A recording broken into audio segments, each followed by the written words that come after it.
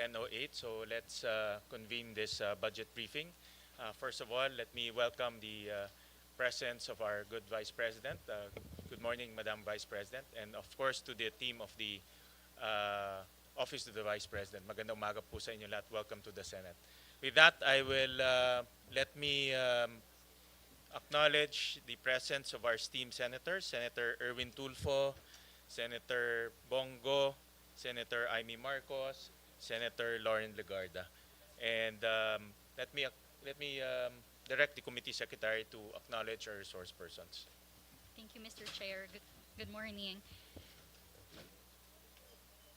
For the briefing on the FY 2026 proposed budget of the Office of the Vice President, we would like to acknowledge the presence of Honorable Sara Zimmerman Duterte, the Vice President, together with Assistant Secretary Lemuel Ortonio, Assistant Chief of Staff, Attorney Rosalyn Sanchez, Director for Administrative and Financial Services, Attorney Sunshine Chari Fajarda, Director for Strategy and Management, Director Norman Baloro, Director for Operations, Attorney Emily Rose Torrentira, Chief of the Legal Affairs Division, Ms. Julieta Villa del Rey, Chief Accountant of the Accounting Division, and Attorney Kelvin Jerome Tenido, Chief Administrative Officer of the Budget Division. The DBM will be represented by Assistant Director Lulu Vispo, and COA is currently represented by Mr. Fahad bin Abdul Malik Tumawis. Thank you, Mr. Chair.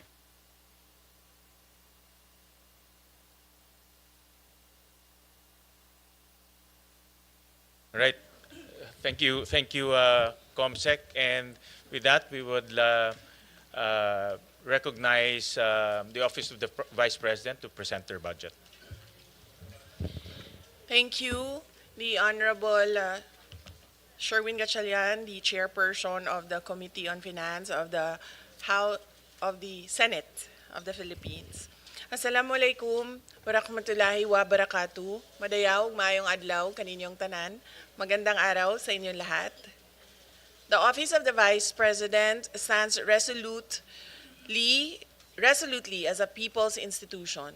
Despite challenges, nothing has so far been insurmountable enough to take OVP off its track, derail its course, or completely incapacitate the institution and stop it from serving the interests of the people. The establishment of 10 OVP satellite offices and an extension office in Tondo, Manila has been pivotal in bringing the national government closer to underserved communities across the country with timely and significant government interventions. These offices enhance the efficiency and effectiveness of OVP services, ensuring that help reaches those who need it most. We request the Secretariat to play the AVP presentation prepared by the office.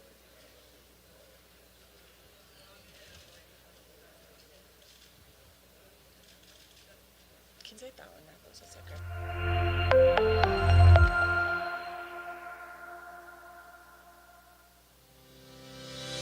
Behind every milestone are the stories of countless Filipinos whose lives have been touched by the Office of the Vice President.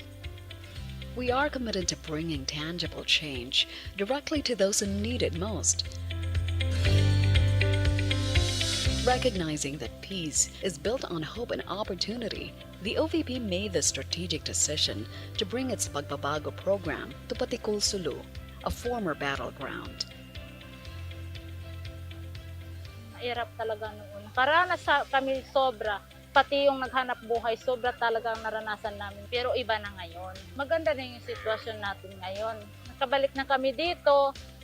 By providing students with the tools they need to succeed, the OVP empowers them with a sense of dignity, inspiring them to learn and giving them a renewed sense of hope for their education and their future. The Pagbabago campaign is a two-pronged investment in our future. We have distributed over 400,000 bags and planted close to 1 million trees across the country.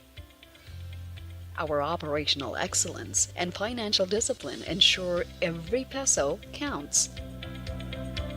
The women of Barangay Adia received a 150,000 peso grant and generated a remarkable profit of 102,000 pesos in just 4 months. Our grants are strategically distributed to ensure maximum impact. Group enterprises receive an average grant of 150,000 pesos, while individual beneficiaries are provided with 15,000 pesos, ensuring every peso supports the right scale of enterprise. Madami na pong mga gobyerno na nakaupo, wala pa hong nag-alok sa samahan ng mga kababaihan. Nawa po ay marami pa po kayong matulungan ng mga samahan katulad po ng aming samahan. For many survivors of Typhoon Yolanda, a new home came with a new challenge, the daily struggle of commuting. The OVP's Libreng Sakay bus was the answer. Libreng Sakay alleviates the financial burden on working Filipinos and gives them back a sense of comfort and safety. Ay naku, napakalaking tulong ho. Napakalaking ginawa, especially sa mga estudyante pa rin. Katulad ko, meron akong high school. Mag-high school ngayon, nakakasakay ng libre na. Since 2022, the Libreng Sakay program has provided over 2.5 million free rides. This program gives a much-needed financial break to workers and students in key cities across the Philippines. The OVP launched the Janaza Kit initiative in the Bangsamoro Autonomous Region in Muslim Mindanao. This tailored support provides essential items for Islamic funeral rites. Ensuring cultural sensitivity is a cornerstone of our service, providing dignity during a time of grief. Napakagandang inisyatibo ito ng ating VP.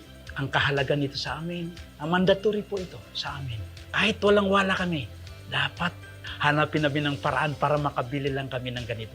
Kaya kung may ganito na, ay naku, alhamdulillah, napakalaking tulong po sa amin.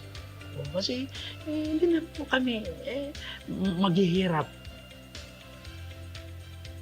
Our medical and burial assistance programs have provided a lifeline for Filipinos in their time of need.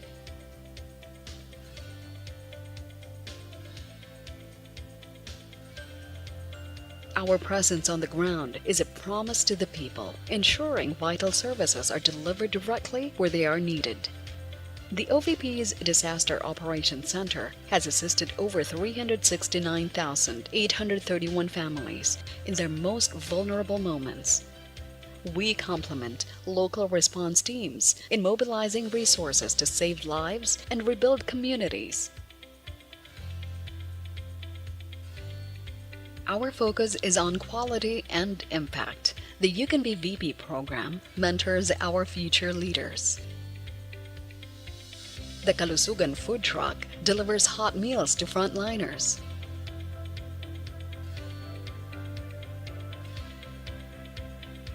And our RISE program provides food security to families in crisis.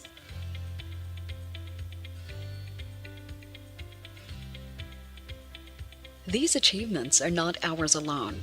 We work hand in hand with government agencies, LGUs, NGOs, and the private sector, leveraging resources for a broader, more sustainable impact. Our commitment is embodied by our 10 satellite offices, strategically located across the archipelago, ensuring that Filipinos in remote areas receive timely and accessible services. The Office of the Vice President remains steadfast in its mission to serve, to uplift, and to empower every Filipino. Together, let us work towards a stronger, more resilient, and more inclusive nation.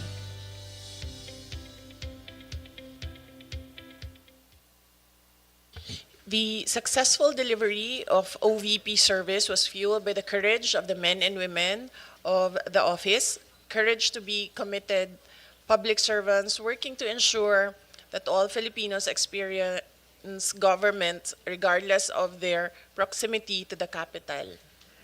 Our 2026 budget proposal builds on the outcomes of the previous year, addressing the significant budget reduction we faced while envisioning a path forward through fiscal discipline and strategic partnerships. I will now proceed to discuss the highlights of the 2026 proposed budget of the Office of the Vice President.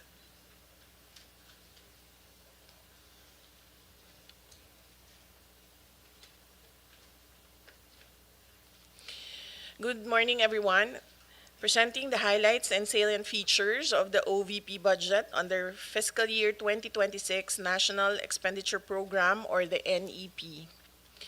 The Department of Budget and Management has recommended a budget of 902,895,000 for fiscal year 2026 vis-a-vis the 942,038,000 of the proposal of the Office of the Vice President. The amount recommended is 21.33 higher than the fiscal year 2025 budget as appropriated. The proposed budget will cover personal services or PS, maintenance and operating expenses or MOOE, and capital outlay. For the PS, the recommended budget for fiscal year 2026 is 212,538,000, which is 23.54% of the total budget. The amount is higher by 12.14% than the fiscal year 2025 PS level. Personal services cover salaries, benefits, and allowances of 162 filled positions. It also includes the special duty allowance for military and uniformed personnel and salary for non-permanent positions. The total proposed PS budget, including retirement and life insurance premiums or RLIP, is 212,538,000. For the MOOE, the recommended budget is 673,753,000, which is 74.62% of the total budget. The amount is based on the DBM Tier 1 MOOE level of 654,527,000, plus additional Tier 2 requests of 19,226,000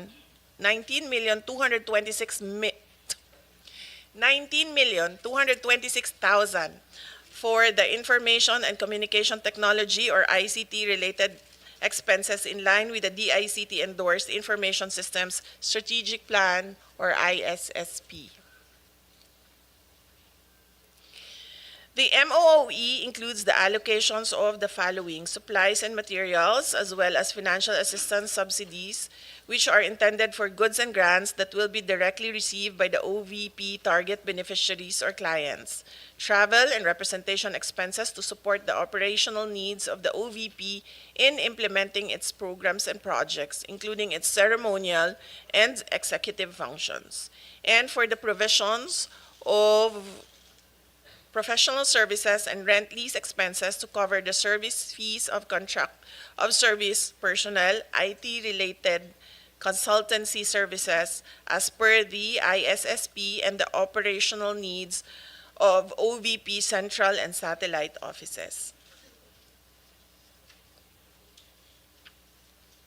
As for the capital outlay, the total budget is 1.84% of the total recommended budget, or equivalent to 16.6 million. The recommended capital outlay covers the procurement of various information and communication technology outlays consistent with the ISSP.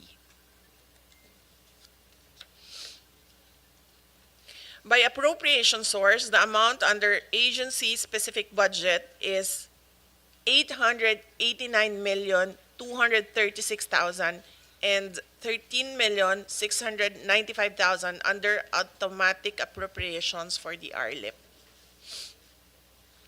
Of the total amount of 902,895,000 under the fiscal year 2026 National Expenditure Program, 275,183,000 or 30.5% is allotted for various goods and grants under socio-economic programs of the OVP, which will directly benefit Filipinos.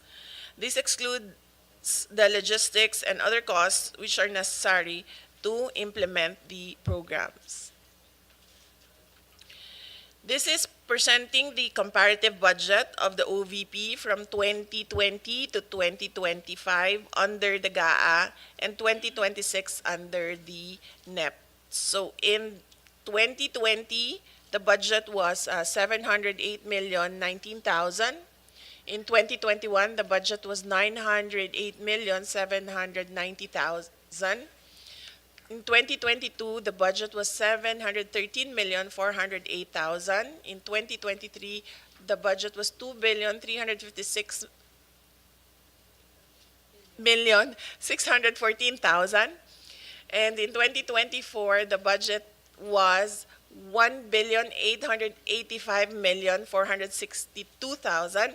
In 2025, the budget was 744,146,000. And currently, for 2026, under the NEP, it's 902,895,000.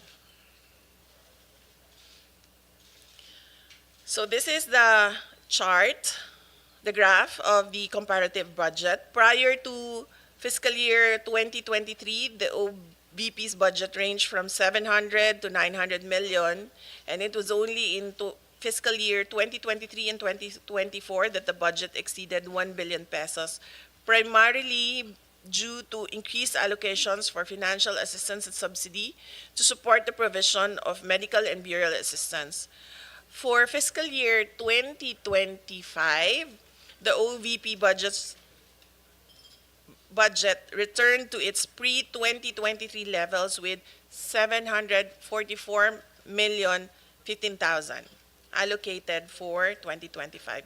The same budget level is maintained under the proposed 2026 budget with adjustments for inflation, including the mandated salary increases. Since 2020, and even with higher budgets in 2023 and 2024, the OVP was able to maintain a high full-year budget utilization or obligation rate of at least 85.55% at the end year. Presented is the comparison between the 2025 and 2026 budgets under GAA and under NEP. The net increase of 158,749,000 is attributable to the following: personal services increase of 21,313,000 due to increase in number of field positions from 149 to 162, and the corresponding standard salary increases across all items. MOOE items with a total increase of 174,521,000 is for supplies and materials expenses. This is the increase in the provision for disaster relief and the rice programs, the financial assistance and subsidies for the Magnegosyo Taday program, the professional services, provision for existing contract of service personnel, the rent and lease expenses, and there is a reduction of 28,085,000 for representation expenses to partially support the requirement for PS. For capital outlay, there is a decrease in the amount of 39,796,000 in fiscal year 2026. In fiscal year 2026, included a lower portion for ICT equipment. In addition, fiscal year 2025 included budget for purchase of 4 motor vehicles and other machinery and equipment. There is also an increase in 2.7 million in retirement and life insurance premiums, which is mandatory under the GSIS contributions. So these are the accomplishments of the Office of the Vice President. As the second highest office in the land, the OVP aims to promote the welfare of every Filipino in line with its vision to create lasting impact on the lives of every Filipino people through its socio-economic programs and services. Since 2022, the OVP has implemented the following programs: the Pagbabago, A Million Learners and Trees campaign, the Disaster Response Operations, Relief for Indigents and Individuals in Crisis and Emergencies, or RICE, You Can Be VP, Libreng Sakay, Kalusugan Food Trucks and Pansarap, Magnegosyo Taday, and the Medical and Burial Assistance. The OVP programs are implemented in the central office and through 10 satellite offices and 1 extension office, which continue to operate in key areas in Luzon, Visayas, and Mindanao to provide Filipinos with immediate access to the services provided by the Office of the Vice President. In Luzon, we have the Cagayan Valley Satellite Office located in Kawayan City, Isabela. In Pangasinan Satellite Office, we have the office located in Dagupan City, and for the Bicol Satellite Office, we have the office in Legazpi City. In Visayas, for the Cebu, Bohol, and Siquijor Satellite Office, it is located in Cebu City. And for Eastern Visayas Satellite Office, it is located in Tacloban City. And for the Panay and Negros Islands Satellite Office, it is located in Bacolod City. And in Mindanao, for the Caraga Satellite Office, it is located in Butuan City. In Southern Mindanao, it is located in Davao City. And for BARM, it is in Cotabato City. And for Western Mindanao, it is in Zamboanga City.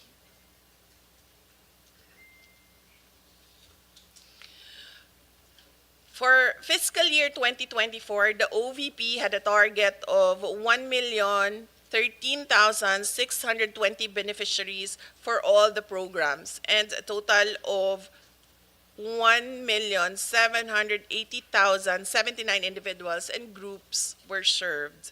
The high performance was achieved with the help of 470 strategic partnerships that were established with government agencies, civil society organizations, medical institutions, and other external stakeholders. Likewise, the OVP successfully implemented 99% of all planned projects and achieved a high average satisfaction rating of 98% for its services, including the requests acted upon within the standard processing time. Finally, the office completed a total of 490 engagements with partners and stakeholders. As to the financial targets in 2024, the OVP obligation rate was above the 85% mark. The OVP had 85.55% budget utilization rate with 1.783 billion amounts obligated, and with a disbursement rate of 86.03% or 1.53 billion disbursed.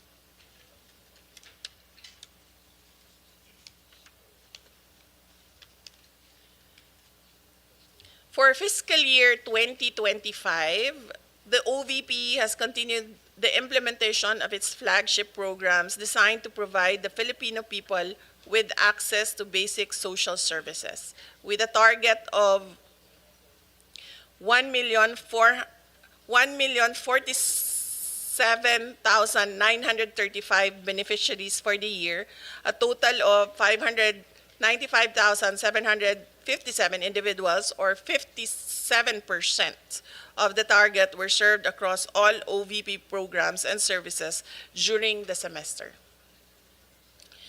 The OVP has also established 242 partnerships to support the development and implementation of its various initiatives.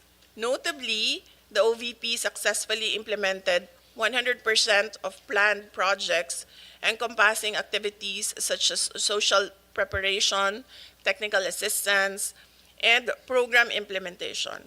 Furthermore, the OVP achieved an average satisfaction rating of 97% for its services, exceeding the target of 90%. In addition, the office completed a total of 770 engagements with partners and stakeholders, further strengthening collaboration and support for its programs.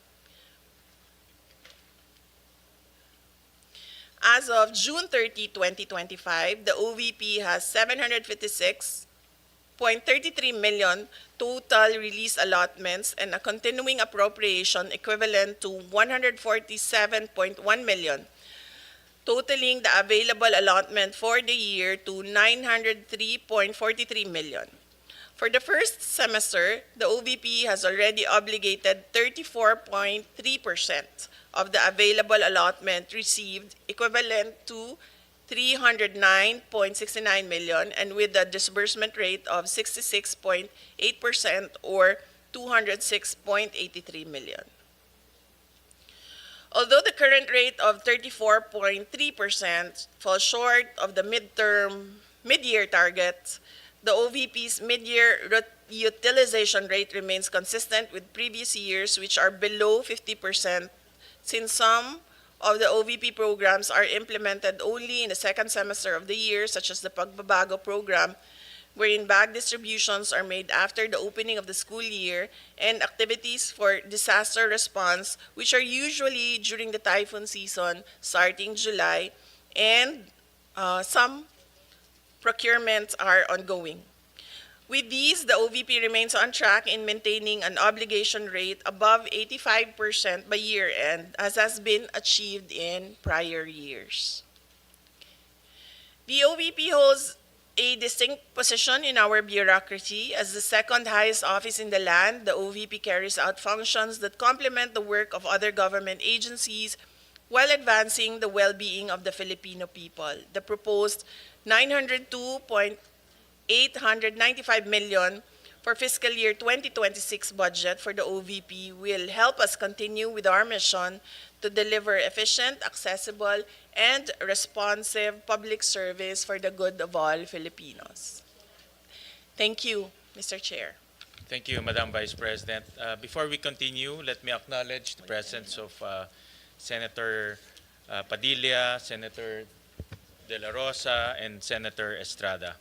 And before I open the floor for manifestations and questions, let me express my support to the OVP budget. Looking at the data to include automatic appropriations, the increase of the OVP budget is only by 1.3%. I'll just flash the slide. No? So if you count in the increases in inflation, increase in salary, the total increase of the OVP budget is only 1.3%. Kaya ang tawag ko nga dito, bare basic budget for the Office of the Vice President. And let me also commend and express my support to some of the programs of the OVP. One of the programs na alam ko mahalaga sa mga kababayan natin, yung Pagbabago Campaign Project, in which nagbibigay ang OVP ng mga school supplies. No? Simpleng bagay ito, pero sa mga constituents natin, ang school supplies, napakalaking bagay na rin. So to date, meron nang nagbigay na 403,000 na mga school supplies. Another project that I also support is the Pansarap project, or the feeding program for severely wasted students. Alam natin, almost 20% of our students are malnourished. So to date, there are about 16,000 students that were fed by the Pansarap project. Another project that I find notable is the Kalusugan food truck, in which the OVP is also helping evacuees, yung mga tinamaan ng mga kababayan natin ng salanta, nasalantang mga kababayan natin. To date, they have already given 6,500 evacuees with feeding program and support. And another program that I find notable, yung RICE program, the Relief for Individuals in Crisis and Emergencies, nang nagbibigay ng bigas sa mga mahirap nating kababayan.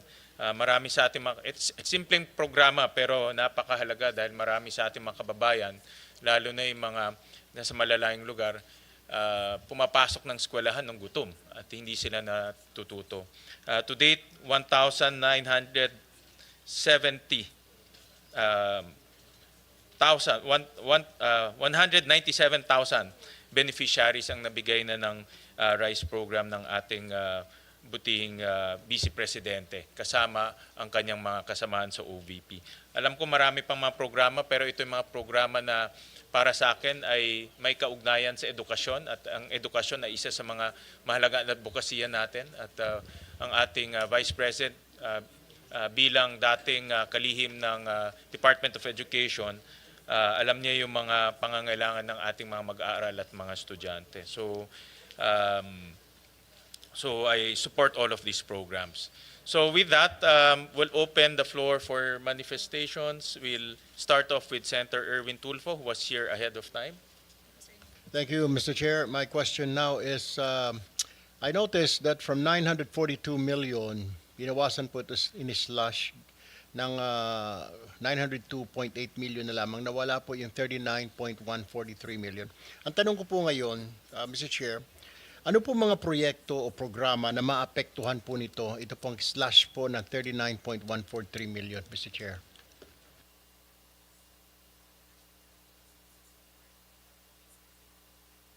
Mr. Chair, may I be recognized?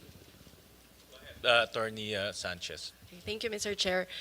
Your Honor, the amount that was not considered by the DBM only pertains to ICT equipment. So out of our original request, only a portion of that was included in the NEP. So we will just reprioritize the ICT equipment that we will procure and will work within the budget that was provided in the NEP.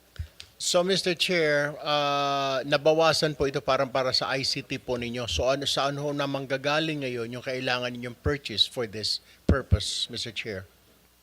As mentioned, Mr. Chair, we will just review our requirements and prioritize based on the urgency of the ICT equipment that we need to procure.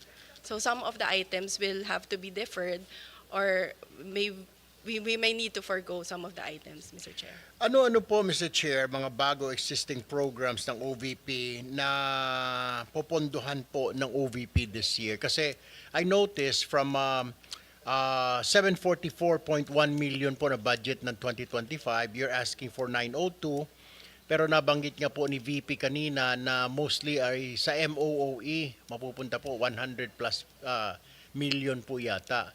Now, kaya ang tanong ko po ngayon, ano-ano po mga programs, existing programs, o mga bago na popondohan po ng OVP? Yes, Mr. Chair. Basically, it would be the same programs that we are implementing this year in 2025. So we will just include additional provision for magnegosyo taday because in 2025 we are only using the continuing appropriations from 2024. So part of the increase will also go to the procurement for disaster relief operations, Mr. Chair. All right, Mr. Chair, and notice also, ongoing po ba ito, Mr. Chair, itong OVP program activities, ito pong Al-Janaza Kit Assistance, tsaka Sympathy Flower Program, is this ongoing or is this new program of the OVP? It's part of our ongoing programs, Mr. Chair. It used to be part of our medical and burial assistance program, but we are running it as a separate program now because instead of giving monetary grants, we provide a kit, Al-Janasa kit, Mr. Chair. Mr. Chair, I just noticed, kasi po, like I have an office at Zamba Sultan, Zamboanga City. Yung mga kababayan po nating Muslim, pag may burial po, hindi naman po sila gumagamit na ataol, kundi naghihiram na lang po na sasakyan, which I provided my office there in Zamba Sultan, Zamboanga City. Halos everyday po, hinihiram po ng mga kapatid nating Muslim para maisakay po yung bangkay, para mailibing. Pero maganda pong programa itong Al-Janaza Kit Assistance and Sympathy Flower Program.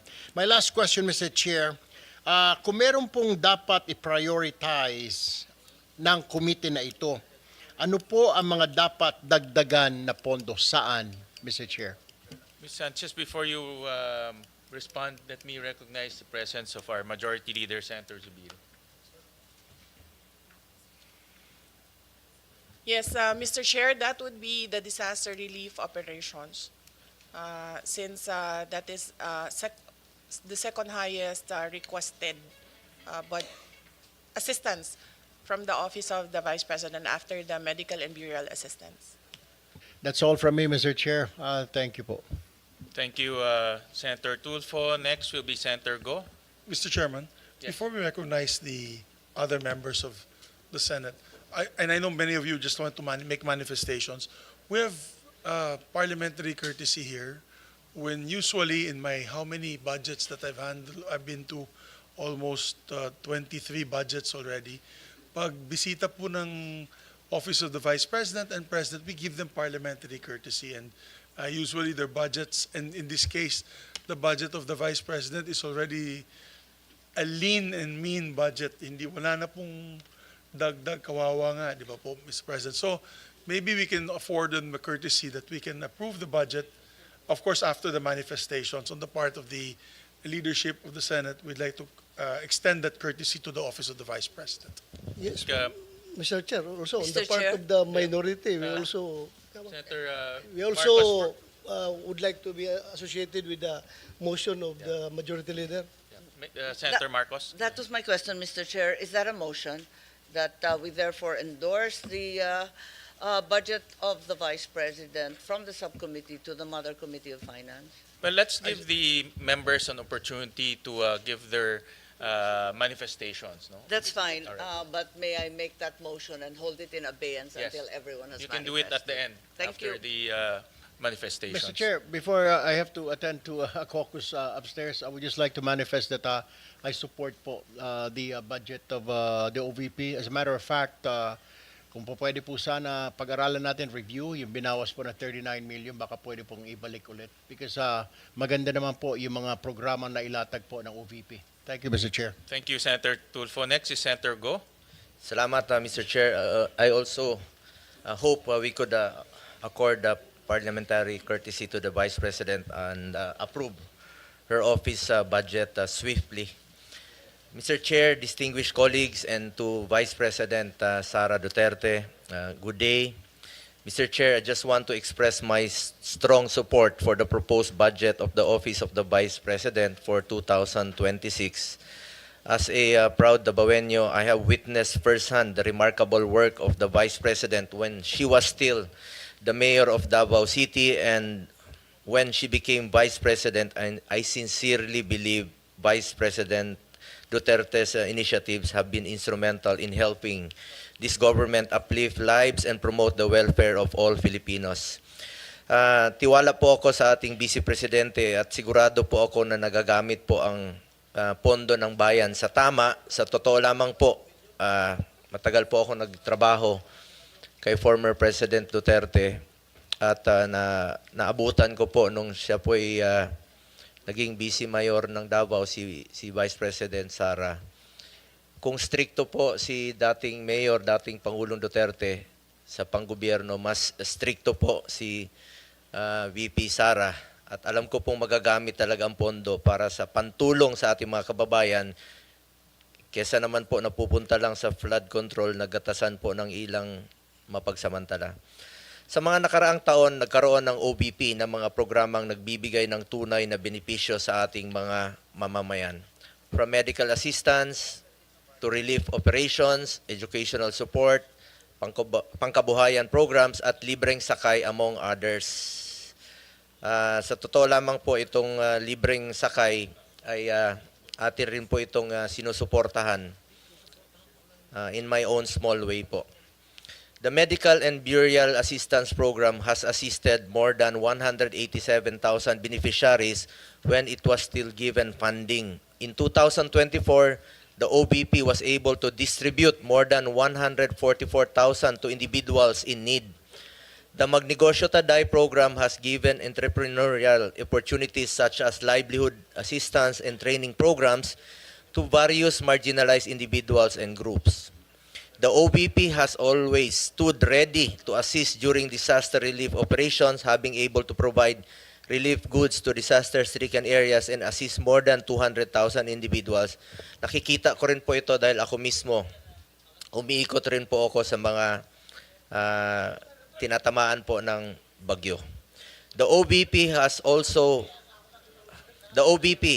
also has the Libreng Sakay program which has served over 1 million passengers in Metro Manila, Bacolod, Cebu, and Davao. Ito po yung nabanggit ko kanina na atin pong sinusuportahan.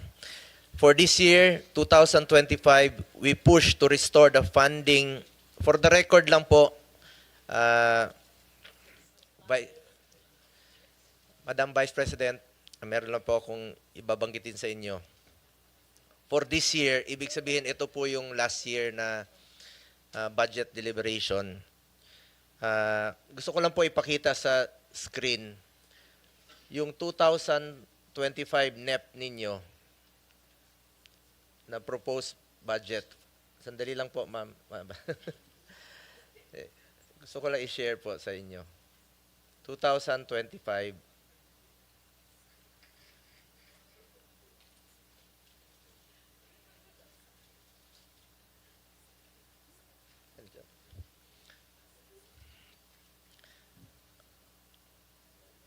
Hindi, yung 2000 NEP.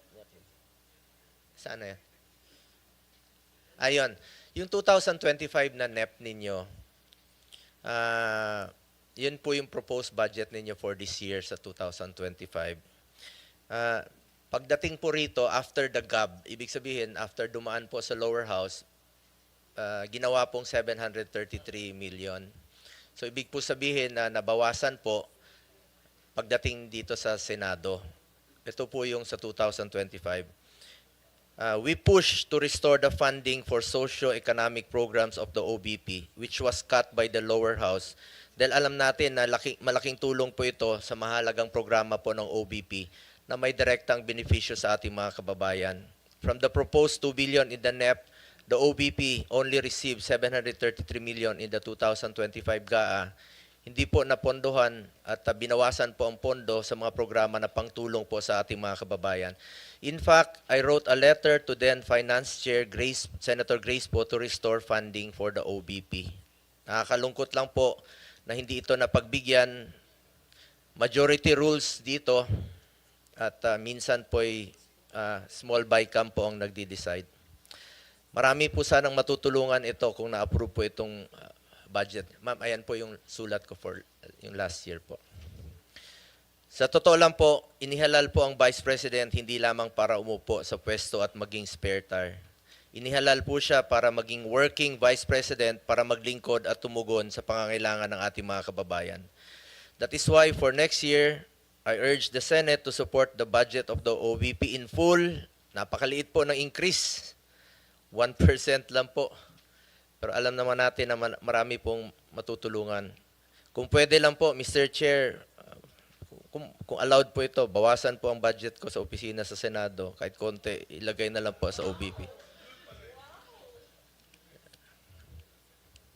Mr. Chair, lahat tayo na sa gobyerno, public servants, we are meant to serve the Filipino people. Basic mandate po ang tumulong, lalo na po sa mga nangailangan ng social services. Nakikita ko po yan, mahaba po ang pila sa kanya mga satellite office. We must further empower and help BP's office to respond to the needs of the Filipino people, especially the marginalized sector. Muli, nais ko pong ipahayag ang aking suporta para sa budget ng OVP. Alang-alang na lang po sa mga kababayan nating mahirap, let's support her to be a working Vice President. Maraming salamat po. Maraming salamat, Senator Go. Next is Senator Marcos. Yes, karangalan at ligaya ko na makasama sa ibang mga project na ito. Kaya alam ko na talagang magaganda at tulong sa ating mga mamamayan ang ginagawa ng OVP. Bilyon-bilyon ang naririnig nating na hinahatid na tinatawag na basura doon sa flood control. Kung tutuusin, wala pang 1 bilyon ang hinihingi ng OVP. Barya lang po ito, ibigay na po natin, dagdagan pa. At dahil dito, nagmotion na po ako na sana ipasa na natin at i-endorso na sa malaking komite. So, Mr. Chairman, if I may. So, there was a motion duly seconded by Senator Amy Marcos. I made that motion earlier. of course, with the amendment that yung budget daw ni Senator Bongo, idagdag natin sa OVP. Kasi siya na mismo nag-offer, Mr. President. So, you can make that amendment in the budget para madagdagan sila. I so move, Mr. Chairman. Second motion, Mr. Chairman. Senator Padilla, do you have any manifestation? Before I act on that, I know that you have my manifestation. Maraming salamat po. Sinusundan ko na po ang sinambit ni Senator Marcos at si About Senator Zubiri. Yeah, thank you. Senator Estrada, before I act on the motion, Well, first of all, I Second. fully support the budget of the Office of the Vice President. And then I would like to associate myself again with the statement of Senator Bongo. Total naman, meron nagsabi ng isang senador na malaki insertion natin. Ibigay na natin sa Office of the Vice President para maging working Vice President siya. Thank you for that manifestation. There's a motion made by our Majority Leader and Senator Marcos, duly seconded by Senator Bato, Senator Padilla, Senator Estrada. Is there any objection? Hearing none, the budget of the Office of the Vice President is now deemed submitted for plenary's consideration. So, congratulations. Thank you very much, Thank you, Madam Vice Mr. President. Chair, and thank you, members of the Senate. Maraming salamat. Thank you. This budget briefing is hereby suspended.